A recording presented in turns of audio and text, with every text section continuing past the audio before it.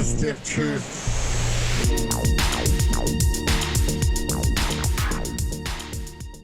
Well, everybody, welcome to the Stiff Truth. I'm Scott Casanova. Of course, with me, as always, my good buddy, my co-host, my hetero life partner, Mr. Bob West. How the hell are you doing today, Bobby? This beautiful Sunday, early afternoon. Yeah, we'll say that. It's around. It's almost noon. I'm doing great, my hetero life mate, Scott. I got my homework done this morning, so that's all done for the week. So that's done. Got my workout in early because I knew that football was on, knew that drinking might happen. So wanted to stay committed and get it done early. Snuck in a NBA 2K game this morning in the wee hours. Fuck, look at this guy. I've been busy. Yeah, it's Mr. Productive Busy Bee, right? I'm really impressed. I'll tell you. And there it is. Little slap and tickle. Get in there, baby. Well, hey, I'm jealous. You're a better man than me today because I did not get up and do any exercising today. I had a bit to drink last night and I got up a little. I was late to the game. I was dragging ass this morning, but I made myself a nice big fucking nasty breakfast. That's pretty unhealthy. That was pretty good. You know what I mean? Got that going for you. Absolutely, dude. And I'll tell you what, gotta tell everybody about our drink right now. Just get it out of the way here, Bob. This is it's not a bad drink. Don't get me wrong. Not exactly up to snuff for the caliber of stiffness that that we usually like to have here on the Stiff Truth, coincidentally. But it's got a cute name. I think that's really what drew us to this drink. Is we're thumbing through the bartender book, and it's the Slap and Tickle. How can you not want to try the Slap and Tickle, right? And Bob, you were just mentioning something here. This is kind of like a primer drink, would you say here? This is just kind of get people in the mood a little bit, but not really take them anywhere when it comes to the alcohol.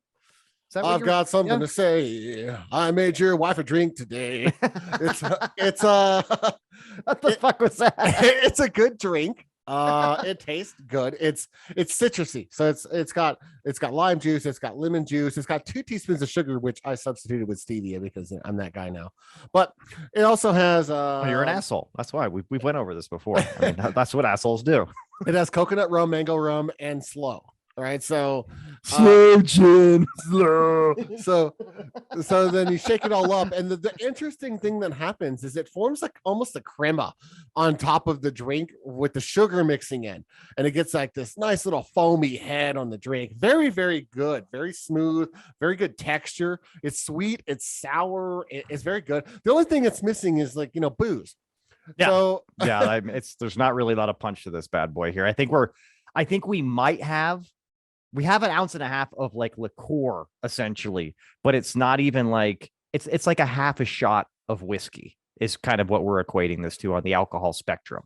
Yeah, right. See, mine were all like, I don't know what the slow gin was, but they were all roughly 20 or so percent alcohol. So it's like 2.5 ounces total of that. So, I mean, it's a light drink. I mean, we're looking at a drink that's probably more like, maybe a wine cooler as far as strength goes, but it's refreshing as all hell. If it's hot outside and you get some slap and tickles going early in the afternoon, you're about to dip in the pool, everyone's having a great time priming the pump. Have a few of these and you can bust out like the real booze. Yeah, that's a little preface though. The slap and tickle, if you don't know, for those people that don't, that is so catching for us because it's one of our favorite parts of Beer Fest. That's true. When dude is drunk and he wants some slap and pickle, right? And he thinks he's the man, but he's got like a paper bag on his head. He's like, "You are a sexy motherfucker." Right. So that's one of the things that caught our eye. I was like, "Oh shit, a slap and tickle," but it is very tasty. It's not bad. I'll tell you what here, man. Moving forward though, because I always like to pull away some takeaways, from our cocktails every week. When I see like equal parts of lime and lemon juice with the alcohol too, I might shy away because it is a little too tart for me to have too many of these. I think it's a novelty drink, so to speak. I'll have one, maybe two of these if I'm priming my pump. You know what I mean? Take your Tums. Not a stiff truth favorite. I'm gonna just go ahead and say, but hey, I think, like you just said, one of the best names. So, anyways, cheers, my friend, to the not so stiff and tart, Tink. Not so alcoholic. Ding. And if anyone's wondering why there's different colors, we just have different colors of slow gin. That's slow gin. That's how that happened. I'm sure they taste about the same. And I'm also poking fun at mentally handicapped gin. That's because mine's like purple for some reason. Not really sure, but hey, I got the Coopers over here, bro. I got the Nazis' favorite choice for mixers over here, so they can't. I don't think they'd steer you in a wrong direction. Meaning to Coopers, not Nazis. Obviously, they would steer you in the wrong direction. You understand what I'm saying? Perhaps might steer your moral compass a little off course. Allegedly. Coming up on next week's show, we talked about how the Holocaust wasn't real. Oh my God! What? Pull it back! Pull it! Hey, Bob, I said we were going to be a little bit more of ourselves on the show, but if this your true colors here, oh man, 9. We're talking about the Kuipers. Well, and just making a dramatic pivot away from that conversation we were starting there. This is a little old now, meaning I think it was like the beginning, maybe last week or something like that. Ghislaine, which is how I like to pronounce her name now, not Ghislaine, but Ghislaine Maxwell, looks like she's going to start singing like a canary there. At least that's allegedly what's going to happen. She apparently doesn't like the idea of facing 65 years in prison. Maybe she's going to try to shorten that term a little bit. I don't know if you saw this. I'm sure you did, because we followed Ghislaine like nobody's business. But she's going to name apparently 8 Johns from the Epstein and Ghislaine shenanigans. So I'm interested to see if it's a cop out, honestly, because I think she could literally like name people we kind of already know. You know what I mean? Like, oh yeah, Bill Clinton, Donald Trump, this and that or whatever. But I'm interested to see if anybody potentially gets outed that's like big time, or if she just coincidentally ends up finally suiciding herself like she should have, a couple months ago, at least. What are your thoughts? I'm surprised that she hasn't already been found unalive. Unalive, I like that way. Because slightly some powerful perished people that she's about to name, right? Potentially. And normally this happens before the trial, because you want to reduce like your chances and get the best settlement, right? But she thought she'd get away with it and went full not guilty, which that's strange, right? It seems like they had a ton of evidence, but I think like right away we look at 4. We already know kind of 4 that's going to make the list, right? Because it's going to be Bill, Donnie Boy, Prince Andrew, and also Bill Gates, who frequented the Manhattan residence quite a bit too. So I would not be surprised to see that name up in this 8 either. We might not even see this list though ever, because they're going to like have probably active investigations going forward for this list to never be made public, I would imagine. I don't know, but I'll tell you what, Bill Gates is the one that kind of makes my skin crawl a little bit, because all of his interactions was after he was like originally tried. Again, he didn't end up getting convicted or whatever, but he was hanging out with him when he knew what was going on in like 2012 or 2013 or whatever it was, a decade ago back in Florida, right? I believe so. And have you seen the interview with Bill Gates too, where he's talking about it and getting grilled about it? He's like, hey, what are your thoughts about this? Like, well, he's dead, anyways. So like, we don't have to worry about that anymore because he's dead. Like, let's sweep this under the carpet, like eternally, because he's dead. Like, no big deal. You know what I mean? You're like, you say that like your plan worked. He's like, he died. Yeah.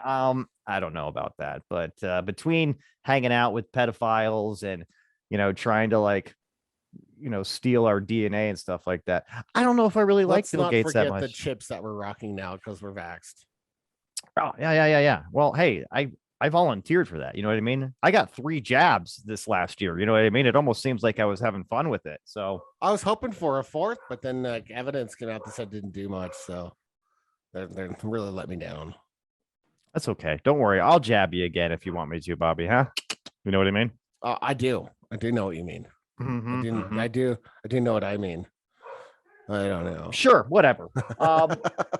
Also, too, yesterday, quite an upset day. I mean, it was the day of upsets here for the NFL playoffs. Both number one seeds were dethroned. One and done, baby. So you got your favorite team now, the San Francisco 49ers, moving right on to the NFC Championship, because, it's interesting because we both were pretty cocky about them not being able to beat Green Bay. And here they are beating. Like, can I say this? So that was just a horrible game. I mean, on both ends of the table. Where was the fucking offense from Green Bay? I mean, where was the offense from San Francisco too? Kind of a good defensive game, I guess, obviously for the 49ers, but that was surprising. I was disappointed. I was just disappointed. You know who else is disappointed? Aaron Rodgers. I don't think he's going to stay a Green Bay Packer after this year either. And he shouldn't. What for? What else does he have to play there for? I don't know. It's really fucking cold. And he's going to be 40 next year, right? So, I mean, time will tell with how long you can now be NFL quarterback in this day and age, because I think, Brady there's rounding 45, but I believe he's going to go somewhere else. In fact, I saw a quote from him this morning when I was watching NFL Today, and it was like, I do not want to be part of a rebuild here. I was like, well, that just basically says, fuck you, Green Bay, I'm out of here. You know what I mean? So if you guys are going to rebuild, then I'm going to go be a Dolphin. See ya. That's exactly, why not? You know what I mean? Would actually be probably the perfect spot for him to land. Just throw that out there. And then Tua can sit on the bench and learn from the great, you know what I mean, for a couple of years, and then they flop him back up because he's a good quarterback too. He's just, again, he's wet behind the ears, so to speak, compared to somebody like Rodgers. I could get down with that. The other one, though, and of course, got to give a shout out to Mr. Mike Lenz. His Cincinnati Bengals pulled probably the upset of all upsets yesterday, my friend. I did not see that one coming, especially with Derrick Henry activated for the game, looking fresh out there. You had a fresh, healthy Julio Jones, AJ Brown. I mean, they had everything they needed. Dude, they sacked Burrows 9 times yesterday. I mean, the defense was on fire, and yet they still let that game slip away. That blindsided me. I didn't see that coming, but kudos to the Cincinnati Bengals. They are scrappy, and they are changing the narrative with the underdog kind of thing going on here, because here they are. First time since 1988, AFC title game. Isn't that yeah, Cincinnati is the real deal. Mikey, we like Cincinnati. We do. We like what they're doing there. We like where they're headed. And that defense just really stepped up to the next level in that game because they had to. The offense was struggling. The defenses were the story of the show in both games, really. Yeah, 100%. But it was very impressive watching Cincinnati. Like you said, I think scrappy is a great word. Just go toe-to-toe with one of the NFL's best, most rounded teams and just, pound for pound, beat them down with defense. Defense kept bailing them out, even at the very end. More defense. My God. And you got to, I don't know, the stars were aligned too, because both of those interceptions, I believe, for the Bengals was that kind of classic deflected off, the person that was supposed to be catching it. Nice little pop up. And usually those just fall on the field somewhere because nobody's in the area, and boom, Bengals right there at the right time both times, and that changed the tide of that game. I mean, that was an exciting game to watch too. It was super fun, very competitive. Both teams looked really fucking good out there. The polar opposite, really, of the Green Bay game. And I'll say this too: if somehow, because I don't know who's going to win today. Obviously, I'm pulling for the Rams or the Bucs. I'm just sick of seeing Brady in the playoffs altogether. But if the 49ers can eke their way to the Super Bowl, I'm just going to say that old Jimmy G is going to be the shittiest quarterback in the Super Bowl since Trent Dilfer. You know what I mean? I don't know. We've had some bad ones, man. 2000 Ravens. That's my number one. Trent Dilfer was bad. There was also Brad Johnson for the Bucs. Oh yeah, he's pretty bad. You know what, though? He was kind of like a Alex Smith-esque quarterback, though. Not flashy, not a lot of good stats, but controlled the ball pretty well. He didn't have a lot of turnovers. So I guess that was kind of hit. But Trent Dilfer, I mean, he's a commentator now, as you know, and I can't stand when he starts talking because I'm like, dude, you fell ass backwards into a ring. Shut up. Get somebody else on here. Where's Steve Young? Let's go. Look, I'm going to turn around and hand the ball off and just let this defense score more points than our offense and win this game. Right. Because, I mean, seriously, 2000 Ravens is probably one of the top defenses in NFL history, right? Yeah. They put them up there with the 85 Bears. One of the best of all time, right? I mean, they're in that conversation of maybe 3 to 5 defenses that ever. Right. So, yeah, no, that was something else, buddy. But Jimmy G, here he is, just fucking falling his way through the playoffs. Because, dude, he's every single game. His quarterback play is not the highlight of the game. But here he is. I like a quarterback under 50% completions with no touchdowns and like 2 picks. That's a stat line right there. That's a winning quarterback. But hey, again, I'm being salty. I guess I can't talk shit because here they are, right? They did go into Green Bay and beat Green Bay. I'll tell you this though, switching back to the Bengals. How about McPherson, dude? The kicker for the Bengals, rookie kicker. He literally before that kick that he hit for 52 yards, time running out, pressure. He was warming up for the kick and literally told the bench, like, guess we're going to the AFC Championship. What kind of confidence is that, dude? Awesome, that's some Robbie Gould confidence right there. Dude, Robbie Gould's him and Deebo Samuel are probably the best players in the 49ers. Dude, Robbie Gould's an amazing kicker. I'd say he's the best kicker in the league right now.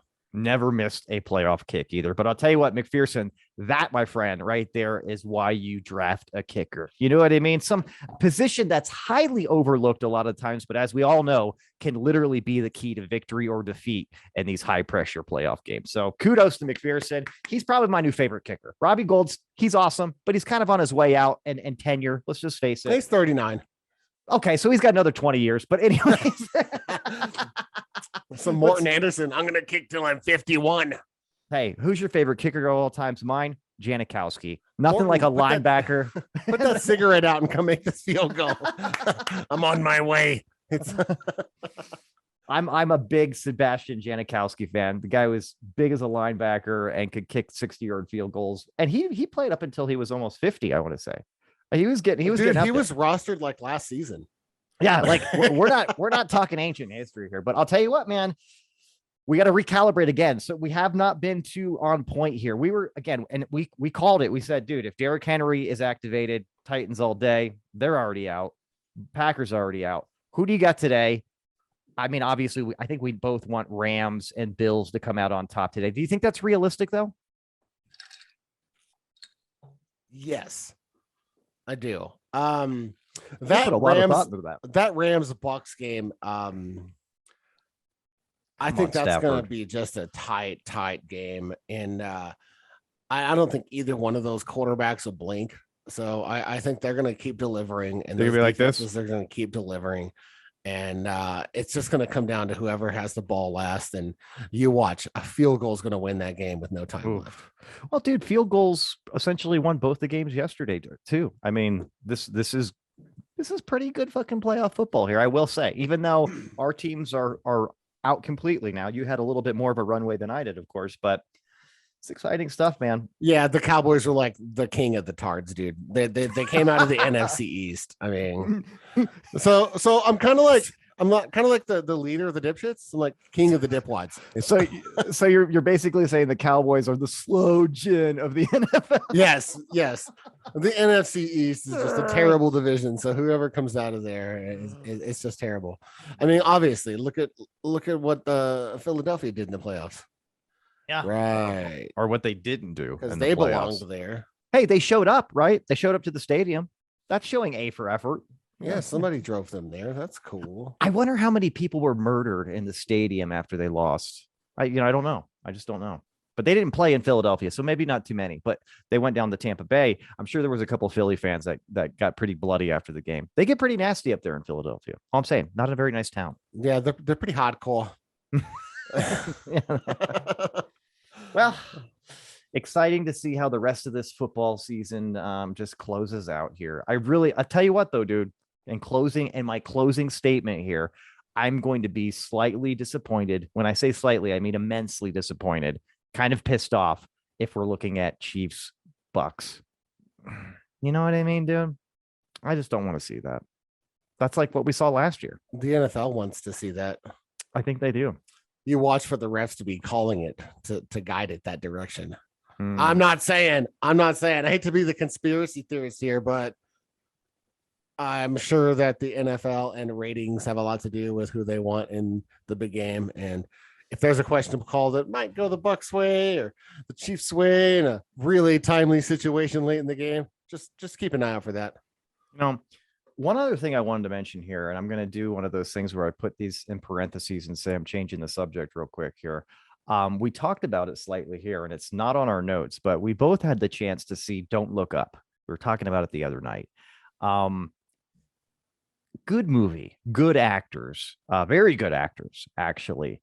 But I will tell you what, it was slightly misleading to me with it being like a comedy with how it ended. And that's just my thoughts, because when I watched it the other night, as we talked about here, I was going to watch a movie that you recommended, and I didn't end up watching that movie. And we went ahead and finished Don't Look Up. And it starts out very lighthearted, very, very good humor. But it does not end well. But I get the point of the movie. I don't know if everybody's seen it out there. If you haven't seen it, it's on Netflix. It's a Netflix original movie. Spoiler alert, everybody dies. It's yeah, see, that's and call me crazy, bro. I know they wanted to drive home the point here, the whole point that, social media, like big tech, people in power kind of manipulate things and turn the blinders on people and can create division. And, the tribalistic kind of culture and all that kind of stuff can really just blind everybody. I mean, I get it, but man, did they have to kill the entire world at the end of the movie? That was a bummer, Bob. And you know not the entire world. Oh, that's right. All the elite left.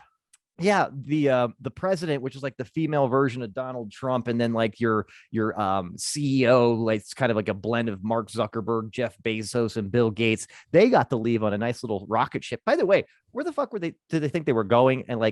And I talked to Jamie about this. Like, well, no, they just went out there and it's like on like autopilot to try to find another like planet where they can inhabit it. And I'm like, yeah, but like, look how well that guy's plan worked with mining the comet and being able to do that. That was a huge gap. I was like, I have a feeling they probably died shortly thereafter. Like, they didn't get the last laugh, if you ask me. But dude, a very depressing movie. When it was over, I was like, well, that fucking sucked. I'm not in a good mood right now. I literally went from like, really being like energetic, like a small child, just happy, getting ready to go see clowns or something like that, to having somebody just take a big, nasty diuretic shit in my cereal and then give me a big spoonful of it. You know what I mean? Not cool, bro. Yeah, I really thought they were going to pull it out at the end. Like your mom should have. Oh, come on. Some people should have been swallowed. That was one of the rudest things I said to you in a long time. Oh, and it made me laugh too. Yeah, it was a real commentary, just kind of the whole movie, for those that haven't watched it, it's just kind of a political satire movie, I think. More so than a comedy. I kind of took it as just a political satire movie with funny comedic parts, right? Yeah. Because overall, the movie is not funny. The plot is not funny. The movie is funny. It has a lot of funny parts. Just to laugh at the satire and how close some of it parallels. Oh, dude. And the irony is some of those far left and far right people would not see that was commenting on them personally. Yeah. No, right? no. It would be ironically lost upon them. You know what I mean? Which kind of, again, that's the sad part. You know what I mean? When I was watching it, I was like, this is not clever or witty. It's too close to reality, and it's making me sad about humanity. Good job. Don't Look Up. Appreciate you, Netflix. That's why your stock is dropping. Actually, there's a lot of other reasons why their stock is dropping, but you know what I mean. That just means I'm not a financial advisor, but buy. Netflix is on sale. Anyway. Now, I'll tell you what, man. Again, to awkwardly change the subject. I'm doing good on these transitions today, huh? They're very smooth. Very smooth. You are like a seasoned veteran on segues. Thank you. I noticed your background there kind of looks like I'm in school. Would you care to explain what's going on there, Bob? And this might help, parentheses here, this might help drive people to our YouTube channel too. So maybe check us out, like and subscribe. But what's going on there, Bob? What are you doing? What I have here is I have a little bit of a chart. And one looks like a flower. It does. Very cute. Very cute. And if I move to the side here, you can actually see that it's imposter syndrome. And on one side, if you have imposter syndrome, you think that you know very little compared to what others may know, and the field can always change, right? Whether it's professionally, I'm not as good of a manager as other managers in the industry because of XYZ, right? Or I'm not as good of a parent, I'm not as good of a friend, right? And so imposter syndrome can sneak into any avenue or relationship in your life. But the reality of it is what others know is equal to you. Even like the best of others, you can be the best parent but still have imposter syndrome and think you're a bad parent. And some of the most talented people have imposter syndrome. I struggle with it myself professionally, even sometimes when I'm like thinking about my parenting, right? I never worry about me being a friend. You're very lucky. This is true. This is true. He is not insecure about that whatsoever. But very pompous about his friendship abilities. The interesting thing about imposter syndrome is it doesn't infect the lower intelligence folks. Someone that may be narcissistic, right, or is below average intelligence might not even have the ability to self-reflect enough to even know that should be a concern, or that they should even try to compare themselves to equals in their field or colleagues, right? They just might think they're the greatest in sliced fucking bread with no facts or evidence to back up that belief at all. Like, and that confidence that they might have. Ironically enough, imposter syndrome will normally affect someone that has a great deal of emotional intelligence, that does self-reflect and does like concern themselves with being adequate and being what people deserve. Right. It's interesting too, because I'm trying to think about, well, where does this come from? Or like, where's this root from? And are they rooted in just being able to just kind of really understand what's going on? Or is it rooted in some insecurity too? I mean, it's interesting because it seems like could be a little bit peppered in there of maybe all of the above too. You know what I mean? So it is interesting because I remember you had sent me an article the other week too, and it was a bunch of like Tom Hanks, one of them, right? How he's had some fantastic breaks in life. You know what I mean? But I think he's able to kind of check himself and say, you know what? I've been super, super lucky in life. I'm very, very talented, but also I've won the lottery a few times, I think is what some of these people are thinking in their narrative, right? And they're inside their inner dialogue there. And they're kind of waiting for the other shoe to drop, so to speak. Like, when am I going to be found out? When is the jig going to be up? When is my luck going to stop? And there's some merit to that. I think that's very aware. It's very self-aware to realize, even though they may be extremely talented, maybe more so than a lot of other people, that still isn't enough to really get them where they've gotten. There was definitely a big stroke, a couple of strokes, maybe even 4 or 5 strokes of luck in there, just to kind of make it, flaccid. I would also say that if someone is struggling with imposter syndrome, they might say that I'm very lucky to have what I have. But then you might also say, well, talented people that work hard tend to be more lucky than those that aren't and don't, right? You do have that element of creating some of that luck yourself, even though you might not see it that way, right? Yeah. Like I am where I'm at in my career, and I look at all the time and I'm like, we're so fortunate, we're so lucky, and I've even had people, oh, you're lucky that you have this job. And it's like, well, I've worked really hard, and I've like in my field, and I've really tried to be aware and be better all the time, and constantly improving myself and trying to be that best person. So I've also created a lot of that luck too, even though I don't want to acknowledge that. I'm more willing to say, I've caught some breaks. It's almost like perceiving it as luck instead of hard work and determination creates more of the imposter syndrome. You know what I mean? Because you're thinking to yourself like, yeah, I've just gotten lucky. Well, no, not really. You're masking all of your hard work and your effort and your skills that you've been able to continuously practice and dial in and perfect as luck, when in fact maybe there is no luck there. So I think that's an interesting kind of concept there, is how people perceive their path in life could or could not create this kind of feeling of, I don't know. I don't want to say it's like a lack of self-worth or anything like that. I think it's just stepping outside of themselves and saying, you know what, I have a lot more than the other average man, and I don't know if I deserve that. So there's a slice of empathy in there too, I think. You know what I mean? Yeah, I mean, like, to put it to where in the 80s, right? Donald Trump as a businessman was just all over Forbes magazine. All the business people really wanted to be him, that Wall Street culture, right? And he was just a huge, huge entity.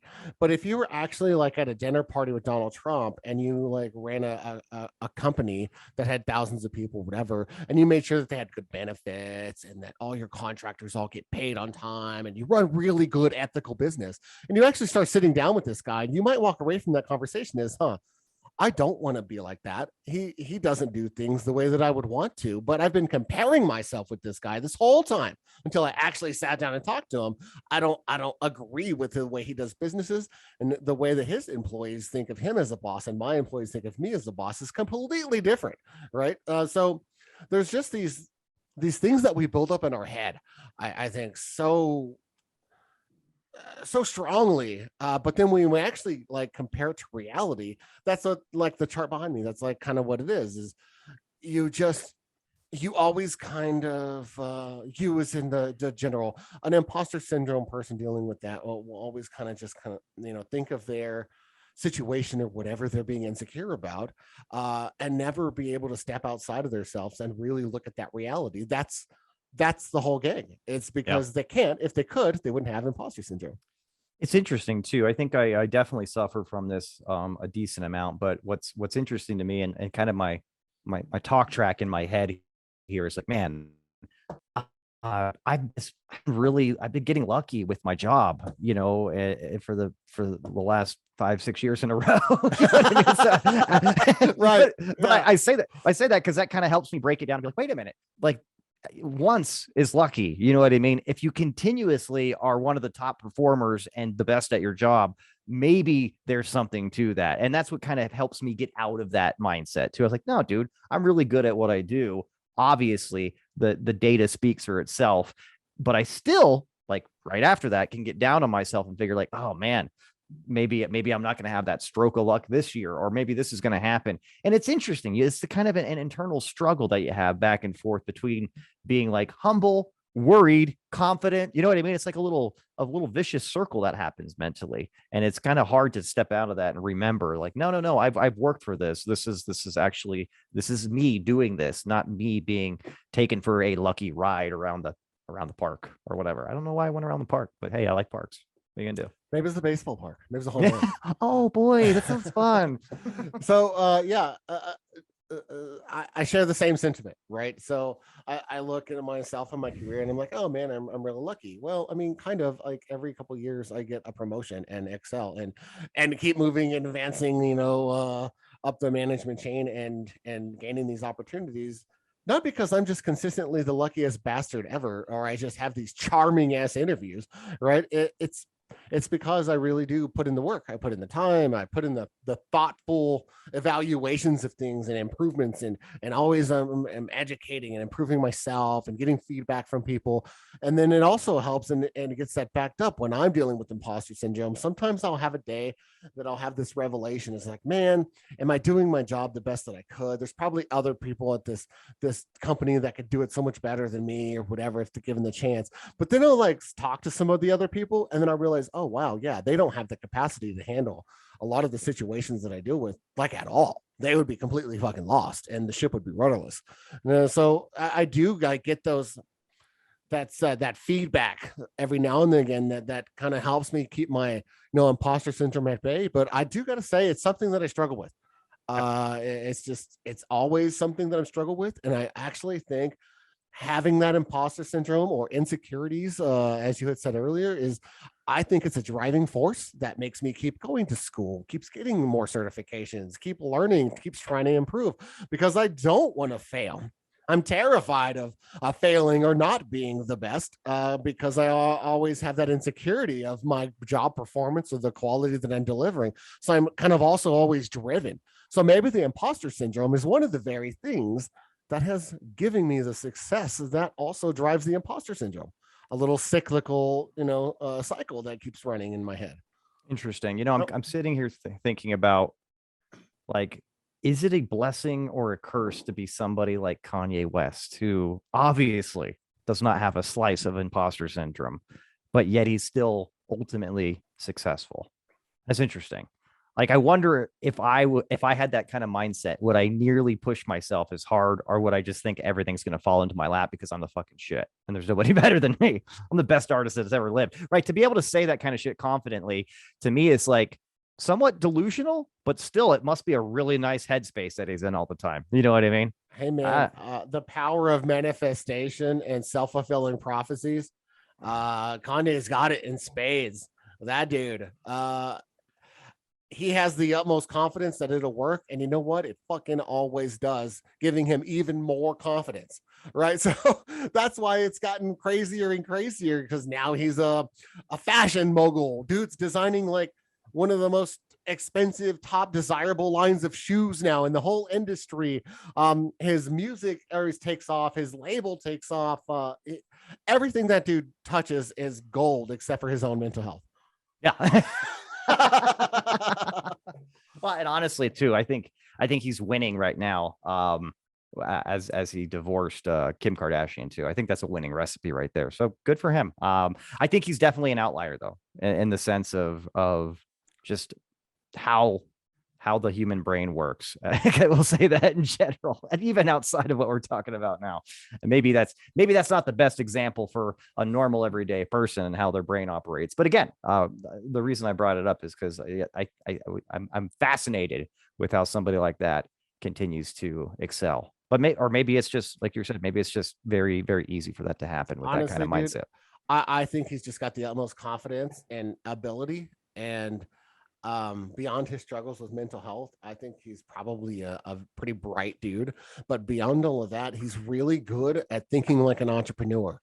Everything that dude does and touches in business, he comes at it with the approach of creating intellectual property and marketing it and producing it and selling it. And everything he does, it's all in an entrepreneurial state. So I get it. I get why he's such a good businessman and entrepreneur.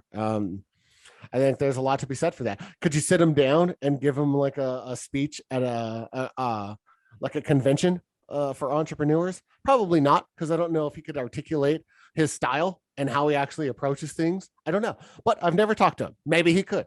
Maybe all the stuff I've seen is just him putting on a show to keep him marketable.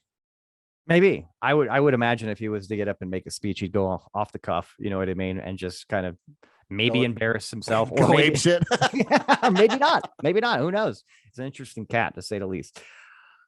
Huh. Anyways, enough about that, Bob. How about you? You got anything else on imposter syndrome that you want to drop on everybody here? No, it's just that it can be overcome. There are ways to cope with imposter syndrome. Oh, and, Jesus Christ. Did he literally just switched slides. I am in a classroom right now. Nine ways to cope with imposter syndrome. Know your signs. Let go of the perfectionism.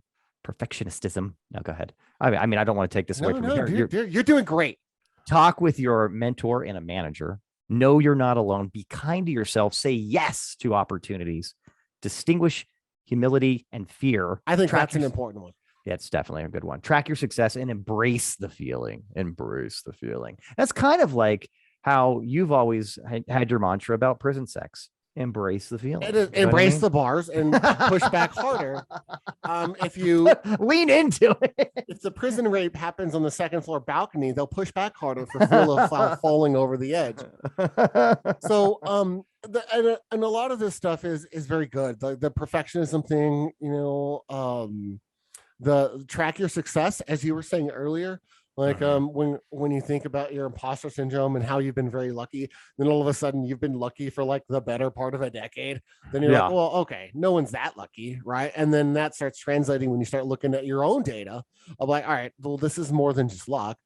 Embrace the feeling. That's kind of what I was talking about earlier is let that imposter syndrome be a motivating force and drive you. And I think the most important thing on here is to distinguish humility from fear, right? Because imposter syndrome can be a paralyzing thing for people. It even says that say yes to opportunities, right? Someone can be so inadequate on the inside that when something comes up, they're not even going to risk failure because of their imposter syndrome is crippling and paralyzing. So and just put yourself out there and just trust yourself and trust why that opportunity came to you in most cases. And then distinguishing humility and fear is huge too. I think one of the biggest things here, and this is kind of stepping away slightly from imposter syndrome, but one of the hardest things to do is embrace the idea of failure, because if you're not failing, you're probably not trying. You know what I mean? Like, the old saying, like, fail forward. You know what I mean? Like, you have to fail to improve. But that's probably, I'm not going out on a limb here, it's probably the most scary thing for a lot of people is the concept of failure and the perception other people will have of them, potentially what they think anyways, right? If you fail, that you're a loser, that you were not good enough, that again, you were an imposter the whole time. You know what I mean? There's all these feelings of anxiousness and just fear that come up that are completely hooked to failing. But again, if you're not open and embracing the idea that you could potentially fail, you're probably not stepping outside of your comfort zone very much at all. You know what I mean? So there's something there. There's something to that too. A fortune favors the bold, my friend. And Kanye West. And Kanye, it doesn't get any bolder than Kanye West. Oh boy. Well, I'll tell you what, Bob, I think we are about out of time for this bad boy here. Great conversation as always, Bob. You are a dream, a vision today. So keep it up. You're doing well. You smell fantastic too. And I think that's a little bit of that success coming off of you. So kudos to you, my friend. But hey guys, thanks everybody for joining us today. If you haven't forgotten, check out the YouTube channel, like and subscribe. Check us out on all the podcast platforms. Get in there and rate us. And other than that, Bobby, unless you got anything else for the kids out there, the stiffies, so to speak, we're going to be back next week with a really fun topic. I'm not even going to drop what it is, but you guys are going to want to check it out. So stay tuned. Enjoy yourselves. We love you all. Take care. See ya.